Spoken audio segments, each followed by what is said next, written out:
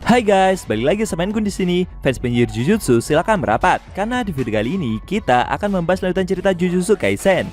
Setelah Dagon yang telah menunjukkan wujud aslinya, dan setelah ini dia akan membalas dendam kepada tim Zenin karena sebelumnya rekannya yang bernama Hanami juga terbunuh ketika sedang bertarung melawan Gojo. Lebih tepatnya, kita akan mereview manga Jujutsu Kaisen chapter 107 yang bersumber dari website Jujutsu Kaisen atau forum Reddit. Buat kalian yang belum melihat review chapter sebelumnya bisa klik link di deskripsi, atau bisa juga klik link di pojokan atas video ini ya. Dan buat kamu yang cuma ngikutin animenya atau tidak mau kena spoiler, Enkun sarankan mending stop videonya aja dari sekarang. Nah, di manga chapter 107 ini, pertempuran tim Zenin bersama Nanami melawan Dagon dimulai. Penasaran? Oke, langsung aja kita bahas. Let's go!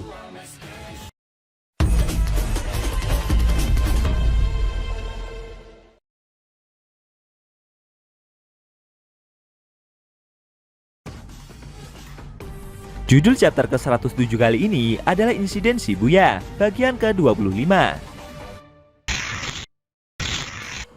Pada awal scene, kita diperlihatkan tim Zenin yang berhadapan dengan Dagon.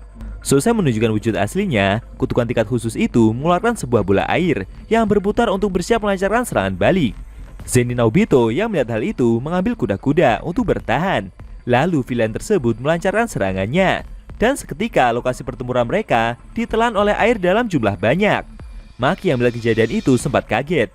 Dia pun berusaha untuk dapat bergerak bebas dengan cara bertahan di atas tongkatnya yang dia tancapkan di salah satu pilar gedung. Maki tidak menyangka jika jumlah air yang musuh keluarkan akan bisa jadi sebanyak ini. Menurutnya, teknik Shikigami milik juniornya Megumi yang dikeluarkan gajah raksasa itu juga tidak akan mampu mengeluarkan volume air seperti sekarang. Melihat dari kondisi yang terjadi, jika mereka terendam di dalam air tersebut, maka sama saja kalau mereka akan tenggelam. Karena posisi dari gedung ini adalah berada di bawah tanah.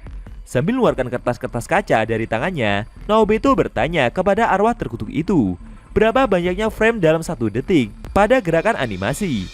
Tapi Dagon menjawab jika namanya bukanlah arwah terkutuk. Naobito memberitahu jika belakangan ini semua resolusi dan frame rate setiap lawan yang dihadapi adalah 4K dalam 60 fps. Namun sambil emosi, villain itu memberitahu jika namanya adalah Dagon dan mereka memiliki nama masing-masing. Tapi sambil berteriak, Naobito juga menjawab kalau mereka para kutukan begitu memiliki pemikiran yang sangat dangkal. Lalu secara tak terduga, Nanami muncul menyerang Dagon dari arah samping. Dengan sigap, kutukan tersebut mampu bertahan. Namun karena pukulan yang penyihir itu lancaran begitu besar, membuat Dagon akhirnya terpental dan jatuh ke lantai dengan sangat keras. Maki mencoba untuk memberikan serangan lanjutan dengan menghampiri villain tersebut. Tapi di luar dugaan, kutukan itu mampu bergerak cepat untuk mengantisipasi serangan berikutnya. Dia seperti bersiap untuk menyerang balik Maki. Akan tetapi dengan sigap, Naobito segera muncul dari belakang dan kemudian kembali memasukkan Dagon ke dalam frame kaca tekniknya.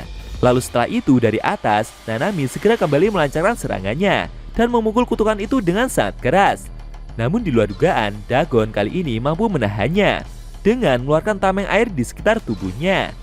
Ketika penyihir itu segera mengepung villain tersebut, Dagon sendiri masih menyelubungi tubuhnya dengan pusaran air sebagai tameng.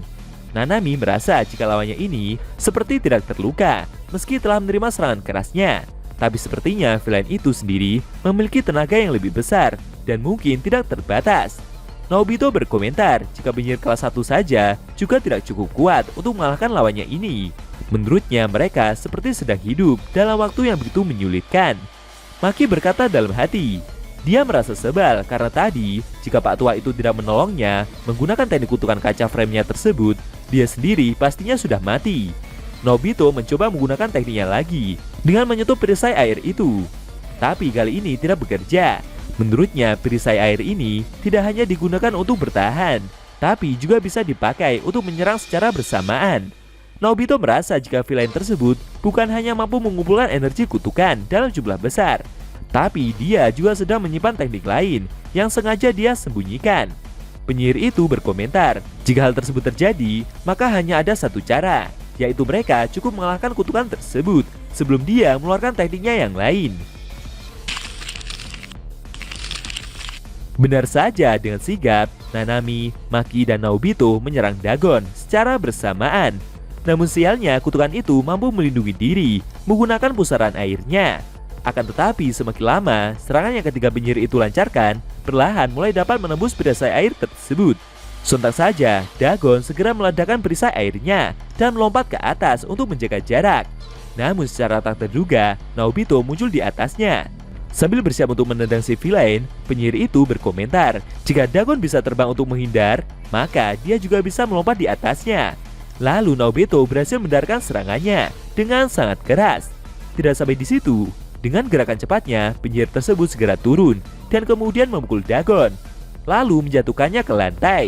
Dalam hatinya sendiri, kutukan itu merasa jika penyihir yang dia lawan ini memiliki kecepatan yang lebih besar daripada Gojo Satoru. Lalu Naobito segera menghabisi Dagon dengan memukul perutnya secara bertubi-tubi. Namun tidak lama berselang, penyihir itu malah dibuat terkejut dengan sesuatu. Tiba-tiba perut kutukan itu terbuka, yang di dalamnya muncul suatu tanda. Ternyata Dagon mengeluarkan teknik pamukasnya berupa domain expansion, dan seketika membuat Naobito berpindah ke sebuah pantai. Apakah penyihir tersebut akan dapat kembali dengan selamat? Lalu strategi apa yang akan mereka lakukan dalam mengatasi teknik yang Dagon keluarkan? Sayangnya, scene cerita manga Jujutsu Kaisen chapter 107 telah berakhir.